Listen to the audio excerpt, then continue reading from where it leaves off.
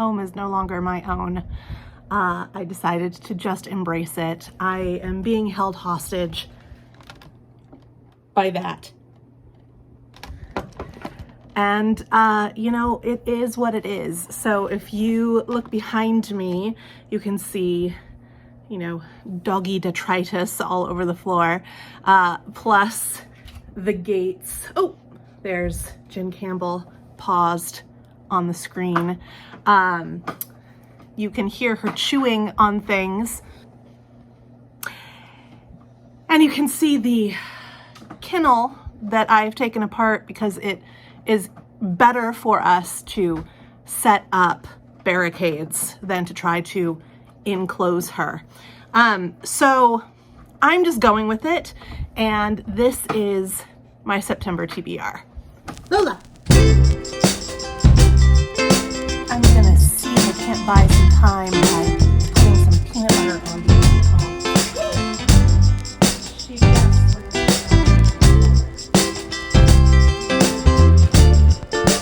Hello. All right, so she's got her puppy safe xylitol free peanut butter covered baby Kong, and I'll see if I can get through this TBR. I want to keep it simple. It has been really hard to read, not just because I have a puppy. I am about to start school teaching at a brand new school, teaching English instead of humanities. Don't get me wrong, I have loved teaching humanities. I absolutely have, and I know that I will incorporate a lot of historical context and social justice into my English language arts classes, but you know and I know, books are where it's at for me. So I'm very excited to be doing that. But I have been teaching humanities for the last, 8 years? And so it will take me a skip and a step to get back into a skip and a step. Is that a thing? I don't know if that's a thing. Anyway, it will take me a skip and a step to get back into the flow of teaching English only. And so I'm going to be kind to myself with my books, and I want to succeed at my TBRs. But this summer, as we know, has not been what I anticipated it would be. I've also just let huge chunks of TBRs go. I'm reading, but I'm reading much more slowly than usual. I'm tending to prefer to read one book at a time, which is very unlike me in my norm.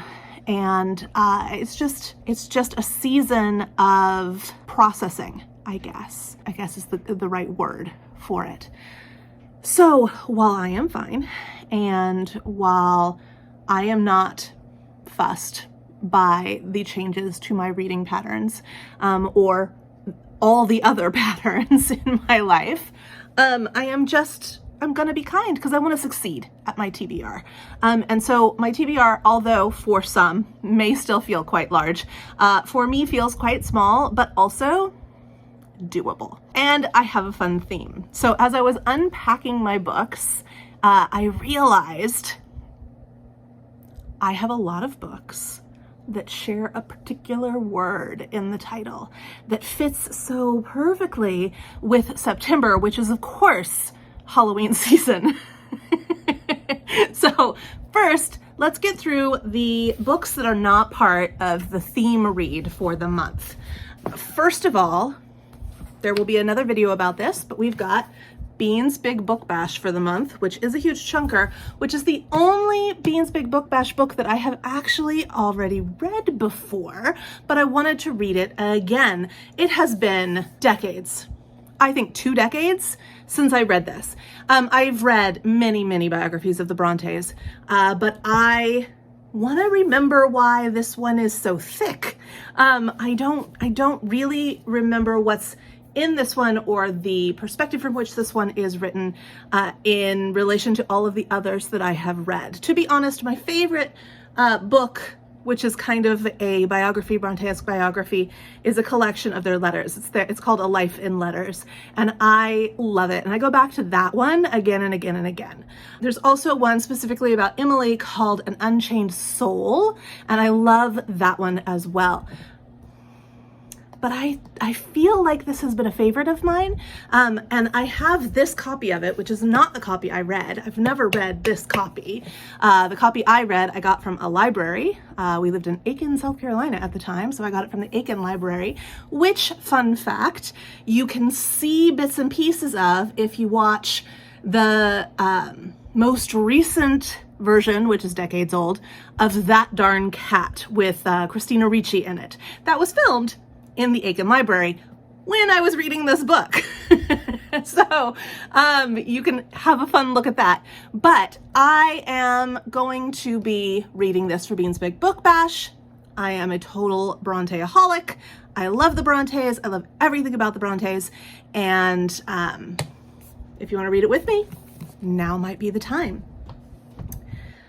My reread for the month is one I'm very excited about. It is The Queen of the Night. I think I love this book. I've only read it once, and that was in 2016, 2015, 2016. When did it come out? 2016. So then I read it in 2016 or 2017. And I think I love it. I think I really love it, but I can't be sure. So I'm gonna reread it and see how I really feel. And it's quite a chunker too. But I remember reading it very quickly before. To be honest, I only remember 2 key scenes. I remember the basic premise, but I don't remember the people or the names or anything like that. And I remember one scene with some very hungry dogs. It's very clear in my mind. So I'm gonna be reading that one. Then on a much lighter note, I'm gonna pick up September in September, Rosamund Pilcher. Don't know what it's about. I just know I love Rosamund Pilcher. And I think that I am in a moment where I will really benefit from the cozy comfort of her writing style and her stories and the uplifting nature of her tales. Then my Agatha Christie for the month is a Caribbean mystery. This is a Caribbean mystery. As Miss Marple sat basking in the Caribbean sunshine, she felt mildly disconnected with life. I realized that I just went into figuring out what this one is about, and I haven't ever. I rarely tell you what the books are about on my TBR videos. But I was just curious myself, so I started reading because I have no idea what this one is about. Oh, hello, Lola. Hello, you curious? She just yesterday learned how to jump up on that chair. She's been crawling underneath it, and she's been up and down the couch the whole time she's been here. But for whatever reason, she just realized that she can sit in the chair. And she likes to. Anyway, Caribbean mystery. I don't know what it's about. Let's find out. So Miss Marple's basking in the Caribbean. She's taking a much deserved vacation. She feels mildly discontented with life. I feel ya, Miss Marple. True, the warmth eases her rheumatism. Miss Marple's getting old.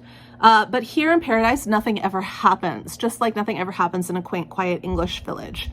Eventually, her interest is aroused by an old soldier's tale about a murderer he knew. Infuriatingly, just as he's about to show her a snapshot of this person, the major is suddenly interrupted, and it is a diversion that proves fatal. That's all it says. Now I have an idea. Now I'm excited to read it. It is so different, though, than the versions I've been reading, which I've been loving. I'll get over it.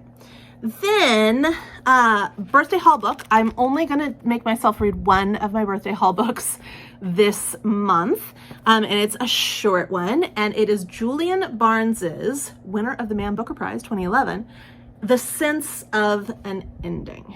So I'm going to read The Sense of an Ending, and I really don't know what this one is about, but I know that Julian Barnes is a person is an author who's been recommended to me multiple times, and I wanted to give them a try, and so I did order this for myself for my birthday.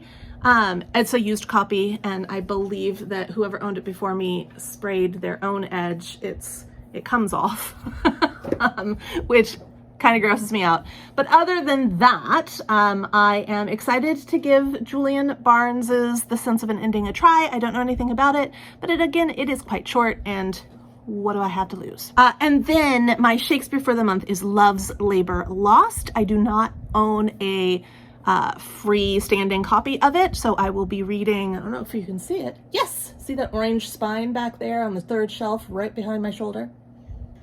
That's my huge Royal Shakespeare Company bind up of all of Shakespeare's works, which is what I read them in the first year that I was with this group reading all of Shakespeare's works. This year we're reading all of Shakespeare's plays, if you're new and you don't know. I'm sorry, all of Shakespeare's comedies, if you're new and you don't know. And so we are on Love's Labor Lost this month. And I'm looking forward to rereading that.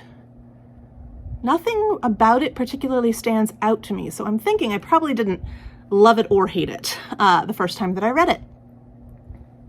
She is so confused. Hi, Lola. Hi, Lola girl. What you doing? What you doing? You're gonna get plenty of limelight, promise. Promise you that. Okay, now, back to you. I'm very excited about this stack. The rest of my TBR is just 9 books long, so I've only planned 14 books. That doesn't mean I'll only read 14 books, and if you've been with me for a while, you know I usually try to plan 25, and 25 is usually my sweet spot. I usually read everything on my TBR. This summer has been an anomaly for me. Yeah, I'm just not feeling it. I'm just not feeling the speed. I'm not feeling reading multiple books at a time right now. So I'm just planning these 14 books. And you know that next month, October, is Scary Month, right? But it's also Victober. And I have a couple of key books that I really want to read in Victober that are going to take a lot of my time, I think, if I'm still in this headspace. I will love it. When I read, I am really enjoying reading. And lots of times when I get into that mode, I just want to read the whole book, like start to finish, which is a little bit why I haven't been reading much, because I don't have a lot of opportunity right now to read something start to finish. And so I don't start. That's where I'm at right now, which is why the manga have been really great for me this month. I'm so grateful that I had planned that for myself for reasons other than the reason they're working. So the manga has been saving my life with the reading, because I really do feel like reading, but I can't read the way I want to read right now for lots and lots and lots of reasons, including that cute little thing right back there. But that's only one of them. All of this to say, the next set of books all have to do with a theme that is going to usher us into scary season. I do have some creepy books that I've been holding, that I want to wait to read in October, but I think the majority of my reading is going to be focused on the books that I need to read, my Bean's Big Book Bash book and Shakespeare and Miss Marple, but also Victober next month.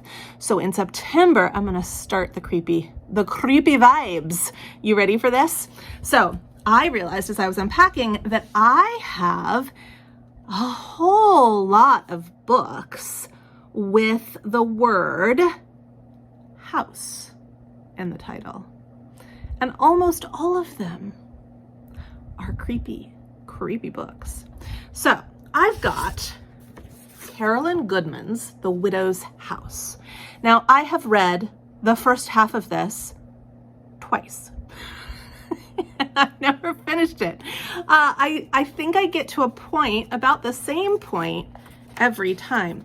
Oh, look, I flew somewhere with this book. Where was I going? Home. I was going home. Awesome.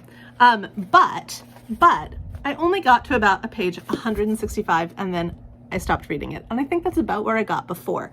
I know the part that's happening in the book. I still feel like it's been like 3 years. So I still feel like I need to start from the beginning. We're gonna try it. I'm gonna read one more time see if I can get past my personal wall with this book and finish it. And if I finish it, I need to decide, do I love it or do I need to get rid of it? And if I don't get past my wall, I just need to get rid of it.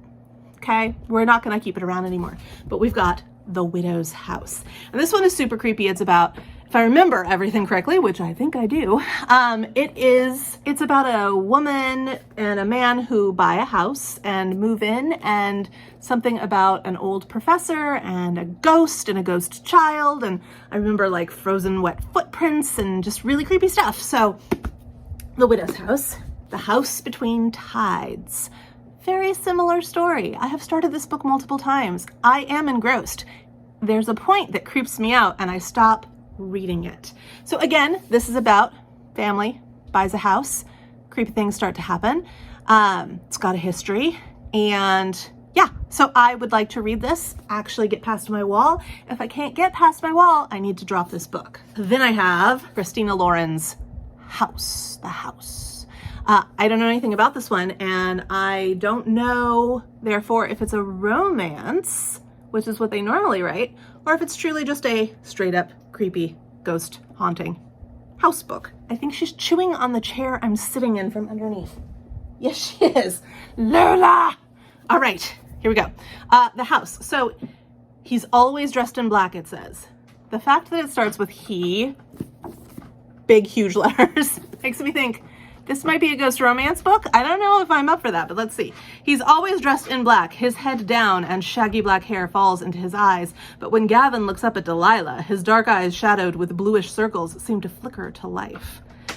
Her lifelong fascination with him has been a mixture of longing and bear-like protectiveness because he lives in that house, the one at the edge of town, spooky and maybe haunted. Delilah thinks it might be something worse than haunted. Gavin tells Delilah he's hers completely, but whatever lives with him inside that house disagrees. Ooh. Okay, that sounds super creepy. I'm into that. All right. Love that. Then I have, oh, wait. I've never read this one. This is the one I've started multiple times about the couple that buys the house, and I haven't finished it. This is House of Echoes. This is the one that the second one. So there's The Widow's House that I remember very clearly, that I've started reading twice, got halfway through twice, never finished. And then there's The House of Echoes, which is the other one that I've started multiple times, but I haven't gotten very far in. Chapter 3, page 24, and something creepy happens and I can't get past it. So this is the one, The House of Echoes. And just for clarity's sake, let's go ahead and look at it. It says shades of The Shining are spattered through. The Shining is one of my favorite movies of all time. So hey, Lola. It says, Ben and Carolyn Tierney and their two young boys are hoping to start over. Ben has hit a dead end with his new novel, Carolyn has lost her banking job, and 8-year-old Charlie is being bullied.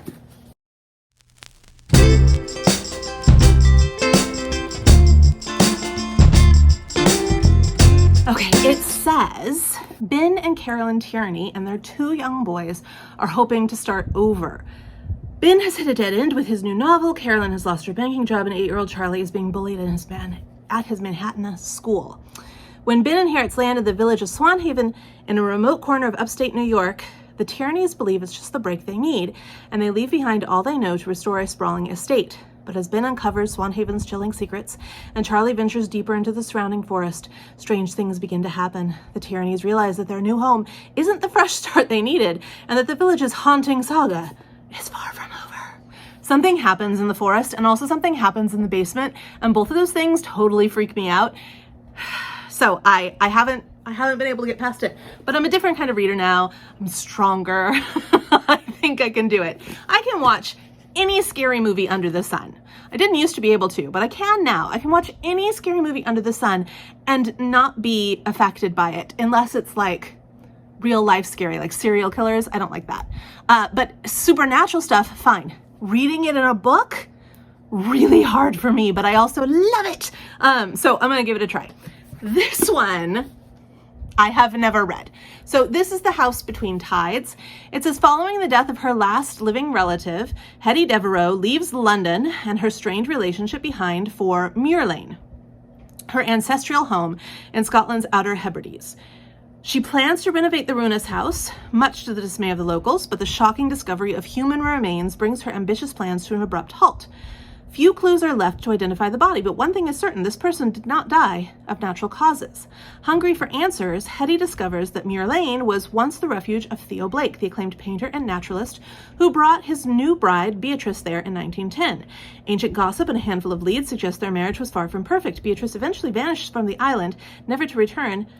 And as Theo withdrew from society, his paintings grew increasingly dark and disturbing. What happened between them has remained a mystery, but as Hetty listens to the local stories and studies the haunting paintings produced by Theo, ooh, I love that, during his short-lived marriage, she uncovers secrets that still reverberate through the small island community and will lead her to the identity of the long-hidden body. Ooh, I'm excited about that one too. That sounds far less scary to me than the other one that I mistook it for. The House on Trad Street by Karen White. I accidentally read the Christmas, oh my goodness.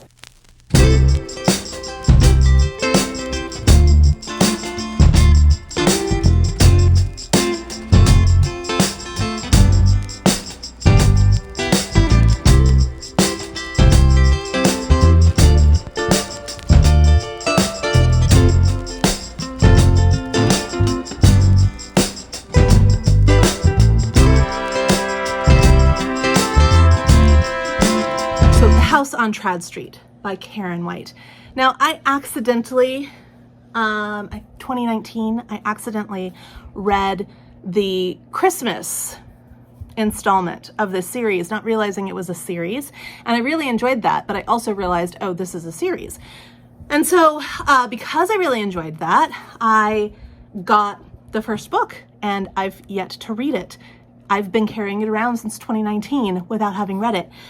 So I'm going to read The House on Trad Street. And I do understand that this is about a woman who's an interior designer and she sees ghosts.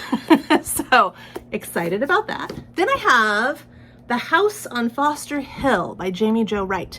I really enjoy Chantel Reads All Day's channel. I really enjoy the kind of really wide range of books that she reads. I have given in to her passion for Jamie Jo Wright. And so I am going to give The House on Foster Hill a try.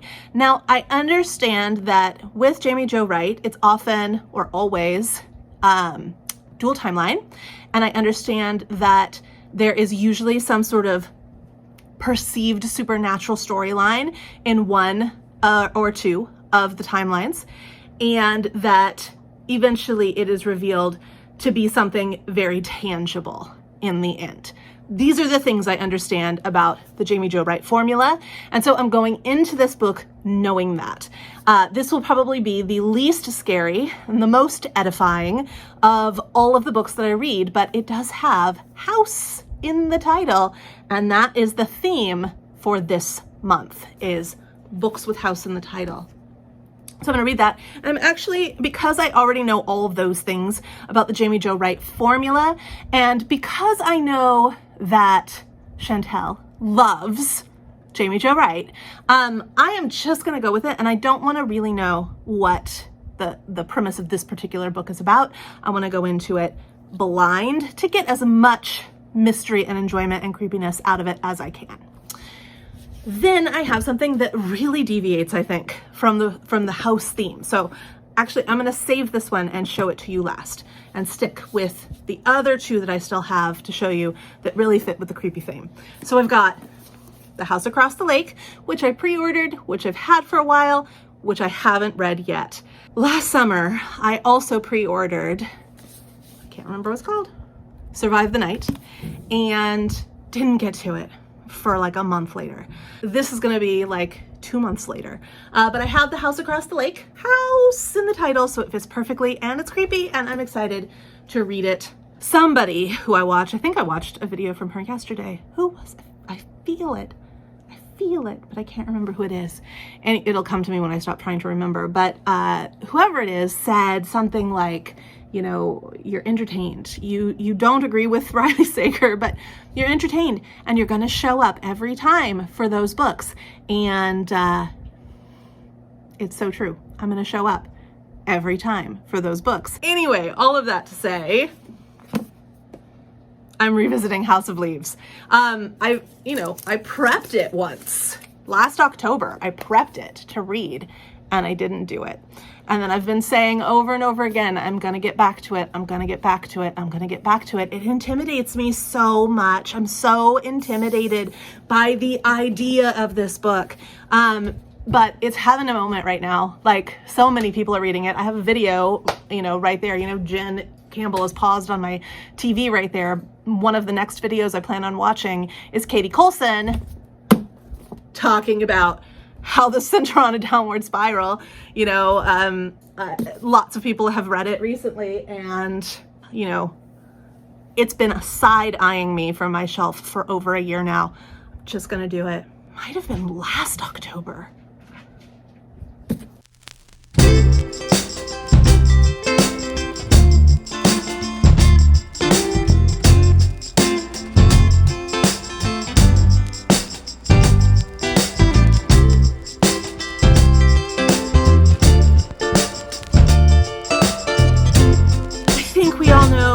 Not what House of Leaves is about, but what House of Leaves is about. I think we all know it's an experience. I think we all know people love it or hate it. I think it's a rite of passage. I think we all need to do it. So I'm gonna do it. I'm gonna do it. I'm gonna do it. House of Leaves. Watch me not do it. I'm gonna do it. And then finally, the last book that fits the house theme for the month is one that is not creepy at all, I don't think. But it is called House of Gold by Natasha Solomons. And this says, it's 1911, and Greta Goldbaum is forced to move from glittering Vienna to damp England to wed Albert, a distant cousin. The Goldbaum family is one of the wealthiest in the world, with palaces across Europe. But as Jews and perpetual outsiders, they know that strength lies in family. At first defiant and lonely, Greta slowly softens toward Albert, and as the wild paths and untamed beauties of Greta's new English garden begin to take shape, so too does their love begin to blossom. But World War I looms, and even the influential Goldbaums cannot alter its course. For the first time in 200 years, the family will find itself on opposing sides, and Greta will have to choose the family she's created or the one she left behind. House of Gold. So this was a book that I bought in an airport. How many books do you own that are on your TBR that you bought in an airport years ago that you never read? That's my TBR. I betcha I could lift it. I betcha I finally have a TBR stack for the first time. Booktube life. Maybe I can't. Maybe I really can't. Let's see. Let's see. Here we go. Whoa. There it is. We have liftoff. And that's it. That's my TBR for September. That doesn't mean that's all I'll read, or even that I will read all of these. This is the plan, and I am excited about the house theme. I hope I was able to convey that. I don't know. I don't know what life is going to be like. I don't know what I'm going to be like. I don't know what work is going to be like. I don't know what puppy is going to be like. I don't know what weather is going to be like. Crossing my fingers we don't have a smoky season this year. Yeah, I don't know. There's a lot of things I don't know. I do know this dog is chewing on the chair I'm sitting on right now, though, so I know I need to go. Comment down below what you plan to read in September, if you've read any of these books, if you're interested in reading any of these books, if you want to watch my puppy for a week, let me know, and I will see you later. Let's go read. Lola!